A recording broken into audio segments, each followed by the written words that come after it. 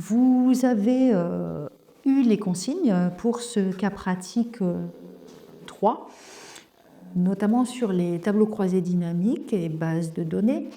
Vous avez eu les consignes précédemment et nous allons procéder ensemble à la réalisation des étapes et pour aboutir au corrigé de ce cas pratique en question.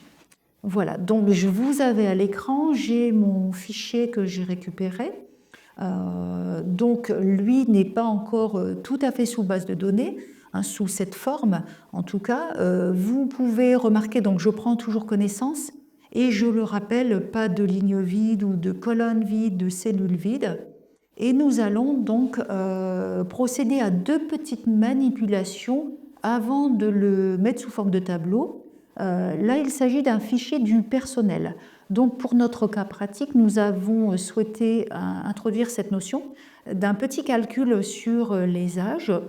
Donc, nous allons pour l'étape 1, qui est notamment ajouter une colonne pour afficher les âges et utiliser cette fonction date_diff qui n'est pas d'ailleurs disponible dans les fonctions classiques.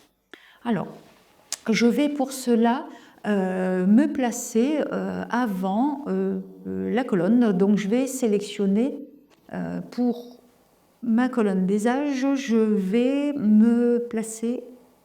Donc je vais sélectionner la colonne F. Nous avons une date de naissance, nous souhaitons effectuer un calcul des âges. Donc je sélectionne ma colonne, je vais faire un clic droit et là je vais choisir insérer. J'aurais pu aussi, comme nous l'avons appris sur d'autres séances, nous aurions pu passer par le ruban. Donc là, en ayant sélectionné, attention, toute la colonne en cliquant sur la lettre, un clic droit et là je vais cliquer sur insérer. Nous allons de suite, puisque nous allons travailler sur des croisées, faites attention, nous allons la nommer cette colonne. Je vais pour le cas pratique indiquer âge et là nous allons devoir saisir notre formule qui est à connaître au clavier. Donc je vais noter, nous allons la taper, égale, je vais mettre date diff et c'est à moi là sur celle-ci, souvent on la note, on la garde sous le coude. Je vais donc date différent de et donc ouvrir la parenthèse. Je vais utiliser la cellule E5 qui est juste à côté, c'est-à-dire que je vais utiliser la date de naissance. Pour la syntaxe Excel, je vais saisir point virgule. Ensuite, je vais indiquer aujourd'hui. Alors, vous pouvez aujourd'hui, si c'est difficile au niveau de la saisie, je peux faire tabulation. Vous voyez que lui, en cliquant, en tapant AUJ et je fais tabulation, lui comprend qu'il ouvre une formule, une petite fonction, mais par contre, nous n'allons rien y indiquer. Je vais me servir d'aujourd'hui. Je referme cette parenthèse. Je continue ma formule que je vous explique juste ensuite. Je continue avec un point virgule et entre guillemets, je vais indiquer à Excel que je souhaite avoir le résultat, mais là c'est en anglais, hier, l'année en fait. Donc je mets mon Y et afin de fermer cette formule, je ferme ma parenthèse. Donc si nous la lisons ensemble, nous avons la date qui va différente par rapport à ma date de naissance, indiquer qu'elle doit la comparer à aujourd'hui et l'exprimer en année. Donc là, vous avez un format de date qui apparaît et qui pourrait nous mettre un petit peu en panique. Il faut pour cela aller à partir de l'onglet Accueil, vous allez cette valeur la passer en standard. Donc, si je la mets en standard, là, effectivement, j'ai 35, la valeur de 35. Donc, vous pouvez faire un essai, vous mettez votre date de naissance et vous vérifierez.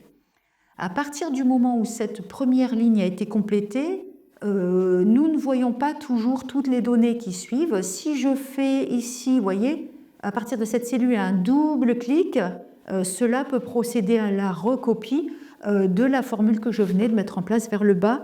Je pense que ça, vous avez dû l'utiliser précédemment sur d'autres exercices. Nous passons donc à l'étape numéro 2 de notre cas pratique, qui est là d'ajouter une colonne pour afficher l'ancienneté et, une fois de plus, pour sa bonne compréhension, utiliser la formule date 10. Mon ancienneté, je vais cette fois-ci aller un petit peu plus loin sur mon tableau, et donc pour calculer mon ancienneté, ce sera par rapport à ma date d'embauche. Donc, une fois de plus, je clique sur la lettre d'en-tête de colonne. Donc là, pour nous, le L. Je fais un clic gauche, clic droit ensuite pour choisir d'insérer ma colonne. Et là, donc, je note bien tout de suite ancienneté pour avoir mon en-tête de colonne. Nous allons refaire donc la saisie de la formule, qui va être cette fois-ci toujours donc du égal date diff. J'ouvre la parenthèse. Je vais me baser sur donc ma date d'embauche. Je vais la comparer à aujourd'hui, c'est-à-dire une date d'entrée dans l'entreprise. Donc je fais pour ma syntaxe, c'est ma K5, point virgule. Nous avons aujourd'hui. Donc là, je vous avais dit la petite astuce pour ne pas tout retaper, je fais la touche Tab, main gauche, ça ouvre la parenthèse, je referme cette parenthèse, je refais mon point virgule, et là, toujours, j'aimerais l'exprimer, donc entre guillemets, en année, je referme les guillemets. Et je referme ma parenthèse pour ma formule. Là, une fois de plus aussi, ce format ne me convient pas, donc à partir de mon onglet accueil, vous voyez, la date, je le mets en standard. Donc j'ai 5 années d'ancienneté. Un double clic pour reproduire ce petit calcul jusqu'en bas. C'était nos 2 premières étapes de notre cas pratique, donc nous venons de répondre à la demande qui avait été faite. Ces données, donc, nous allons mettre les valeurs, tout l'ensemble sous forme de tableau pour pouvoir ensuite générer nos tableaux croisés. Je me place sur une des valeurs. À partir de mon onglet Accueil, vous avez ici sur le ruban « Mettre sous forme de tableau », j'y vais. Alors, personnellement, je vais me baser, je n'ai plus, voilà, je vais partir, je crois que vous aviez une demande qui était faite sur du moyen, donc bleu, style de tableau moyen 2, donc je clique dessus, comporte des en-têtes, oui, et j'ai bien fait précédemment, j'ai bien fait attention de les noter quand j'avais ajouté des colonnes, et là je peux faire OK, voilà.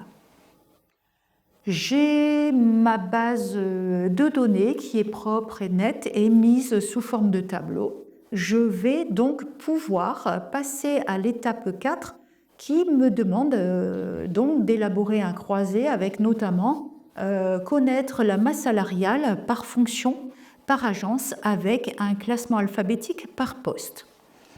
Je suis donc sur ma base de données, je vais aller sur mon onglet Insertion, tableau croisé dynamique. Là, je vais laisser, puisqu'on n'en avait pas fait précédemment, mais je vais laisser sur nouvelle feuille, je laisse ce choix et je fais OK. Nous allons donc choisir les étiquettes qui vont pouvoir nous permettre de réaliser ce tableau. Alors, mes étiquettes vont être, j'ai besoin, ici sur le côté, vous voyez, le volet latéral, nous avons par rapport, je reprends mon titre, je vais avoir donc besoin, je reprends des postes. Alors, hop, les postes occupés, voilà, puisque nous avons la masse salariale, j'ai donc mes postes occupés. J'aurai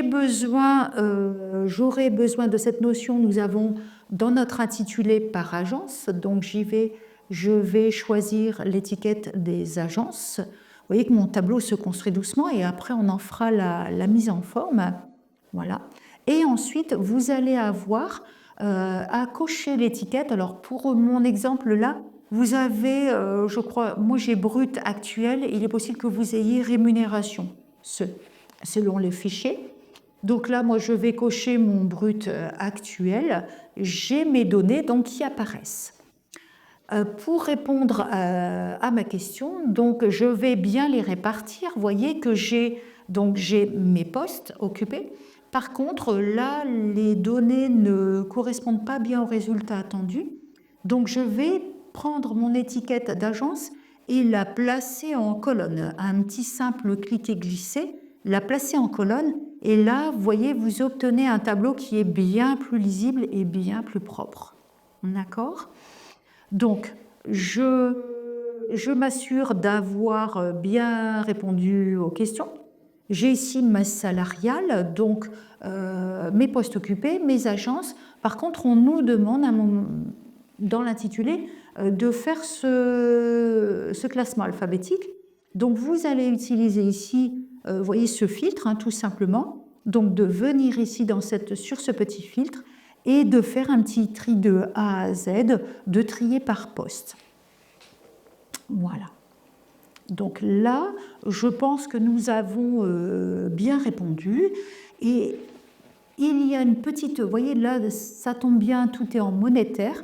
Mais par contre, je vérifie aussi, là, dans ma somme de valeurs, je regarde aussi dans la petite flèche qui est ici et dans mes paramètres de champ, je vais aller vérifier mon format de nombre à ce que format de nombre ne soit pas obligatoirement sur du personnalisé, mais sur du monétaire de décimales.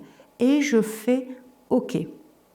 Là, je reclique sur OK, ce qui fait que toutes les valeurs qui pourraient être ou les modifications qui seraient faites sur la base de données, nous, dans notre croisée dynamique, les modifications seront de toute façon, le paramétrage est fait sur du monétaire de décimales. Voilà. Nous venons de réaliser l'étape numéro 4. Je vais passer maintenant à l'étape 5 qui nous demande d'exprimer les salaires moyens par agence. Je me replace pour cela sur ma base de données. Je repars sur l'onglet Insertion, Tableau croisé. Et là, je vais garder de nouvelles feuilles. Nous n'allons pas les placer les uns à la suite des autres. Ils seront chacun sur ce cas pratique sur une nouvelle feuille. Donc là, je le laisse cocher tel qu'il était. Je fais OK. Et je réponds donc à la question qui est donc salaire moyen. J'ai besoin pour cela donc des agences. Je le vois dans mon intitulé. Donc je prends mes agences et effectivement, je pars un petit peu plus bas chercher. Donc je dois avoir, moi vous avez rémunération ou brute puisque nous parlons de salaire. Donc j'y vais, je le coche. Et là, donc, j'ai bien les valeurs qui sont affichées. Donc, je peux dire que pour Bordeaux, j'ai 331 096,90, par exemple. Voilà. Alors, il faut toujours être vigilant, puisque pour cette étape 5, en vérifiant, nous avons attention à un salaire moyen. Nous n'avons pas la somme des salaires qui est demandée. Donc, je vais aller sur mon étiquette, là pour faire deux choses. Dans mon paramètre des champs, vous voyez à droite sur le volet, paramètre des champs, on m'a demandé moyenne, donc je vais choisir moyenne. Et dans la même foulée, je vais aller vérifier mon format de nombre. Je vais le positionner sur monétaire par précaution. Donc je fais OK, OK. Et là, je suis sur une moyenne de salaire, de rémunération. D'accord ? Voilà. Donc, nous avons là réalisé salaire moyen par agence qui est mis en forme. Très souvent, quand vous travaillez avec du croisé dynamique, ce qui est intéressant, c'est le résultat. Vous voyez, on ne s'appesantit pas sur la mise en forme, les cadres, les bordures. C'est vraiment pas le but. Passons maintenant à l'étape numéro 6 de ce cas pratique. Je me positionne sur ma base de données. Je refais insertion. L'étape numéro 6 nous demande, cette fois-ci, donc l'âge moyen par agence. Donc, je suis sur la source base de données, insertion, tableau croisé dynamique. Vous commencez maintenant, je pense, à en avoir bien l'habitude. Nouvelle feuille, oui, donc OK. Et là, âge moyen par agence, donc j'ai besoin des âges, donc je coche âge et agence, hein, qui se trouve juste en dessous. Là, donc, il nous indique la somme des âges. Nous avons la demande de la moyenne qui est faite, donc je retourne dans mon paramètre des champs et je vais ici donc choisir moyenne et je fais OK. Donc là, vous avez effectivement l'âge moyen qui a été exprimé selon vous, ce que vous pouvez avoir. Vous voyez, avec des décimales. Donc je peux retourner là-dessus si je veux que ça fasse propre, net et autres.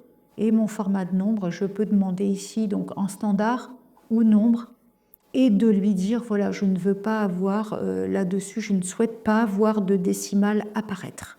Si je fais OK, OK, là, vous avez la moyenne d'âge sans décimale. Voilà. Le paramétrage a été fait. Voilà.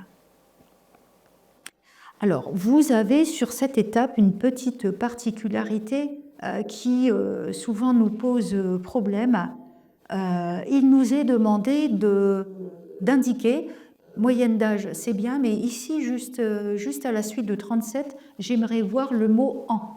Donc 37 ans apparaître. Ne créez pas ou n'inscrivez pas ici juste à côté an, puisque ça pourrait se perdre avec le temps. Je dois pour cela retourner, donc je suis sur mon croisé dynamique, je retourne sur son étiquette et dans ses paramètres. Et là, donc en format de nombre, j'avais choisi, vous voyez, le nombre 0 sans décimale. Par contre, on me demande d'indiquer en, ce qui est du texte pour Excel. Donc là, je vais choisir le mode personnalisé. Le mode personnalisé, je retrouve ici mon petit 0. Et au-dessus, alors on ne se rend pas toujours compte parce qu'on ne pense pas qu'on puisse saisir, mais je vais cliquer pour placer mon curseur. Et là, donc, je vais mettre en place ce texte. Je vais saisir guillemets, un espace pour séparer la valeur du mot en. Je note en et je referme mon petit guillemet, puisqu'Excel nous demande, dès qu'il y a du texte, à utiliser ces guillemets. Je valide, je fais OK et je refais OK. Et vous avez donc là le texte qui apparaît. Vous auriez pu mettre 37 années. Dans ce cas-là, il aurait fallu, vous, de votre propre chef, effectuer la saisie du mot année. Voilà tel que ça a été réalisé. Donc n'oubliez pas les guillemets pour notre Excel. Notre étape numéro 7 consiste maintenant à connaître, à exprimer l'effectif par agence et par fonction. Donc je me replace sur ma base de données. Sur une des données, toujours, insertion, tableau croisé, ma nouvelle feuille qui est ici, OK. Et donc, pour mon énoncé, j'ai besoin des mots, les mots se trouvent dans mon intitulé, effectif, donc agence, fonction. Donc, je vais là utiliser les étiquettes suivantes. Hop.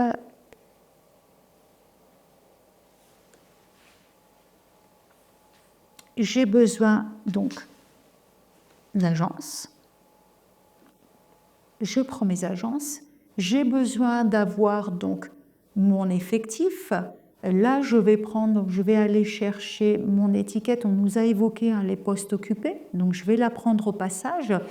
Et j'aimerais donc avoir, vous voyez, mon tableau on a presque répondu, c'est-à-dire j'ai là donc mes agences, mes postes, mais j'aimerais aussi que là, dans mon tableau croisé dynamique, avoir des valeurs ici en face, c'est-à-dire que j'ai les assistants commerciaux, l'assistant commercial, mais j'ai besoin d'exprimer aussi en valeur. L'étiquette a déjà été utilisée. Quand vous avez coché, on se dit mais j'ai déjà coché. Si je décoche, je ne l'ai plus, et je recoche, je l'ai. Mais j'aimerais aussi qu'Excel puisse en faire le comptage. Donc pour cela, vous prenez l'étiquette qui est ici au-dessus. Nous l'avons mis dans ce cas pratique pour vous montrer qu'une étiquette peut être utilisée à 2 reprises. Donc je prends cette étiquette de poste occupé, je clique, je glisse et je viens la placer dans les zones de valeur.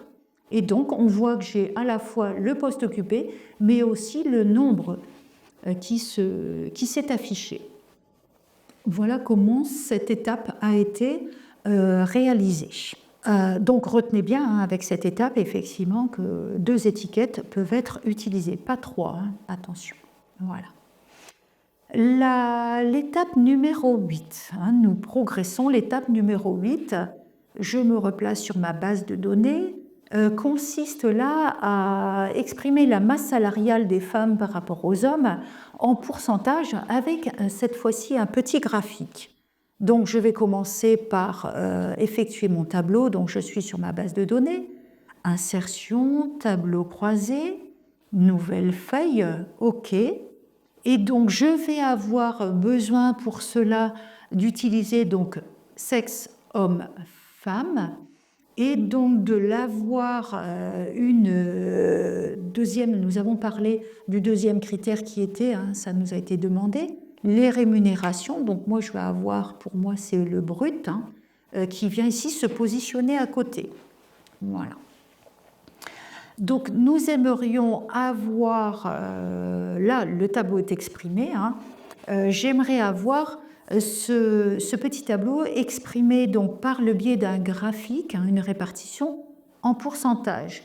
Nous avons à cette croisée des chemins 2 possibilités. La première qui n'a pas été mise sous forme de petite vidéo, vous avez moyen de faire un petit réglage ici par le biais de l'étiquette, vous voyez, somme des bruts. Donc je vais dans mes paramètres et vous avez à un moment donné, vous avez ici synthèse des valeurs, c'était une somme, d'afficher les valeurs, afficher les valeurs, je clique dessus et vous avez ici nos valeurs peuvent être par rapport à un pourcentage du total général. Donc si je coche cette étiquette et que je fais OK, là je vais avoir cette expression de mes valeurs qui seront faites en pourcentage. Alors, ça peut poser souci, c'est-à-dire qu'on ne voit plus les valeurs telles qu'elles étaient précédemment. Vous pourriez aussi créer une deuxième colonne. Alors, je vais, moi, remettre les choses telles qu'elles étaient en place. J'ai bien ici des montants. Je vais, à partir de ce petit tableau croisé et à partir de son onglet Analyse, vous avez ici Graphique sur le ruban Graphique. Donc, je vais choisir Graphique. Nous avions, nous, un petit secteur qui a été demandé, répartition. Donc, je vais faire ici OK. Alors, il y a toujours en informatique, en bureautique, plusieurs possibilités. Donc là, nous allons voir la première. Donc par rapport à cela, j'ai bien mon graphique. Ce petit graphique, si vous avez fait le cours précédemment, je vais cliquer sur le petit plus et nous allons ici ajouter les étiquettes de données. Par contre, si j'agrandis un petit peu, je vois bien, j'ai bien ma répartition telle que ça nous était demandé. Par contre, ces valeurs, donc je les vois ici en monétaire, mais j'aimerais les avoir en pourcentage sur mon graphique.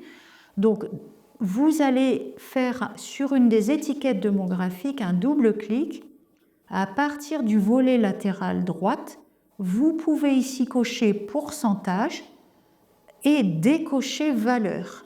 Et là, vous voyez que vous avez à votre disposition à la fois les montants sur votre TCD, mais un graphique qui est exprimé en pourcentage.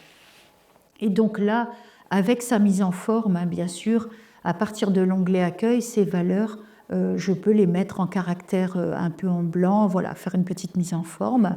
J'ai bien un graphique là qui a été réalisé. Voyez un petit peu par rapport à ce que je vous ai montré sur ce corrigé proposé, c'est que si je me mets ici et sur mon croisé dynamique, alors là je referme ce petit volet, sur mon croisé, si là je fais le choix paramètres des champs de le mettre, je le redis, ici afficher des valeurs en pourcentage du total, je fais OK, ces raccords, j'aurais pu faire mon graphique directement, mais je n'ai plus mes montants. Voilà.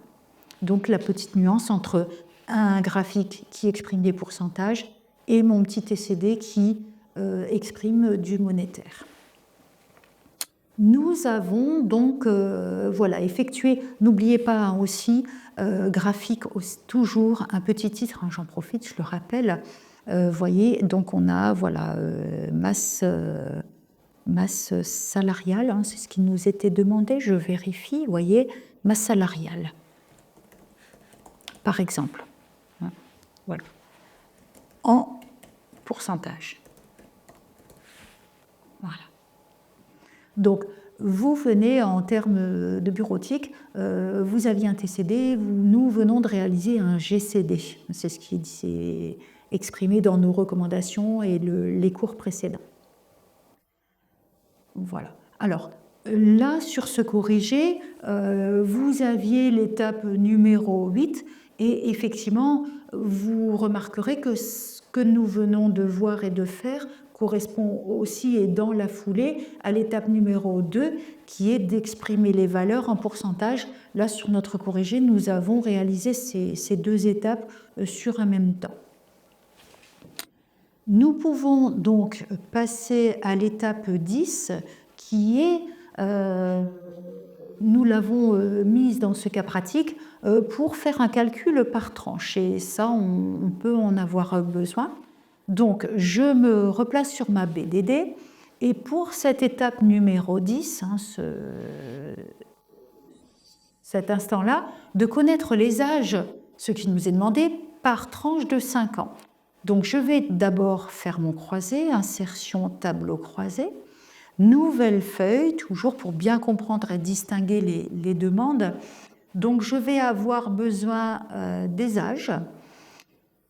Et là, il va y avoir une petite particularité, c'est-à-dire que les âges, si je veux pouvoir créer des tranches, je dois avoir la totalité des âges. Et donc là, cette étiquette, vous voyez, qui s'est placée en valeur et qui m'a fait une somme, je prends l'étiquette, je la mets en ligne. C'est-à-dire que là, je vais avoir les âges, mais qui vont être exprimés. Moi, je veux pouvoir créer des tranches par rapport à cela et aussi savoir combien j'en ai par tranche. On a vu précédemment que je pouvais utiliser les deux étiquettes, donc l'étiquette des âges, je vais aussi la glisser en termes de valeur. Je vais maintenant, pour créer ces tranches, ça ne se fait pas à partir des paramètres de chance qu'on avait l'habitude de faire. Je viens me placer ici à gauche, hein, c'est rare, mais je me place là-dessus. Et première valeur, je vais faire un clic droit et je vais utiliser grouper. Grouper, et j'ai dans ma petite boîte de dialogue l'occasion du coup de créer ces tranches. Le début, je peux prendre un palier de 0. Je vais mettre 58, mais je peux partir, donc je vais mettre 64, voire plus. Et notre énoncé nous demandait de créer une tranche 5 ans, donc je vais indiquer la valeur de 5. Et je fais OK. Et là, donc, vous avez une petite synthèse des 25 à 29 ans, j'en ai toujours 87, de 30 à 34. Voilà, votre tableau et vos tranches ont été mises en place. Nous avons réalisé l'étape numéro 10 de ce cas pratique. L'étape 11 de notre cas pratique nous demande cette fois-ci pour l'agence de Lyon un tableau par diplôme et catégorie CSP, catégorie socio-professionnelle. Donc là, nous revenons, je dirais, sur du classique. Je me replace sur ma base de données. Je refais insertion tableau croisé, nouvelle feuille. Et là, donc, je vais choisir, hein, je vais prendre par rapport à cet énoncé, je vérifie bien pour être vraiment avec vous, je vais avoir besoin donc d'agences, des agences, je vais avoir besoin des CSP, je repars un petit peu plus bas, elle doit être là, voilà, et je vais donc aussi avoir besoin, je vérifie, de mes diplômes, voilà, ce qui nous est demandé. Donc après, vous voyez que la première chose, c'est vraiment par rapport à notre énoncé, de dire j'aimerais avoir mes agences, mes diplômes et mes CSP, et ensuite je vais en voir la répartition. Sur cette page-là, nous avons pour l'agence de Lyon, et nous aurions pu noter aussi dans le cas pratique uniquement. Donc, cette étiquette d'agence, en fait, nous allons venir la déposer, nous n'avions pas encore fait cela, nous allons venir la déposer ici en zone de filtre, dans le volet latéral droit. Et cette étiquette, du coup, va passer en dessous et se positionner en tout début de feuille Excel. Donc, si je souhaite effectivement maintenant avoir par rapport à ce résultat attendu, je vois, nous sommes par diplôme, alors l'énoncé nous dit par diplôme et par CSP. Donc, je fais attention dans cette petite boîte aussi à droite, l'étiquette de diplôme peut venir se placer aussi au-dessus. Vous voyez, il y a une petite trait vert. Donc, je viens ici placer mes diplômes en premier pour bien répondre à la question et ensuite CSP. Je vais maintenant donc filtrer. On me demande uniquement l'agence de Lyon, donc je vais cocher ici, sélectionner plusieurs éléments. Je retire l'ensemble et je ne garde que l'agence de Lyon et je fais OK. Par contre là, vous remarquerez qu'effectivement, je n'ai pas de valeur, je n'ai pas de chiffre, de nombre. Donc, il va nous falloir reprendre, là je veux savoir un nombre de diplômes, donc je vais reprendre mes diplômes et venir les déposer pour avoir mon calcul de valeur, venir les déposer dans cette zone. Voilà. Donc en principe, nous avons réponse, j'ai bien 3 pour les employés, employés et eux, j'ai pour cette catégorie au niveau des bacs 7, et donc la décomposition qui se fait ici dessous. Voilà.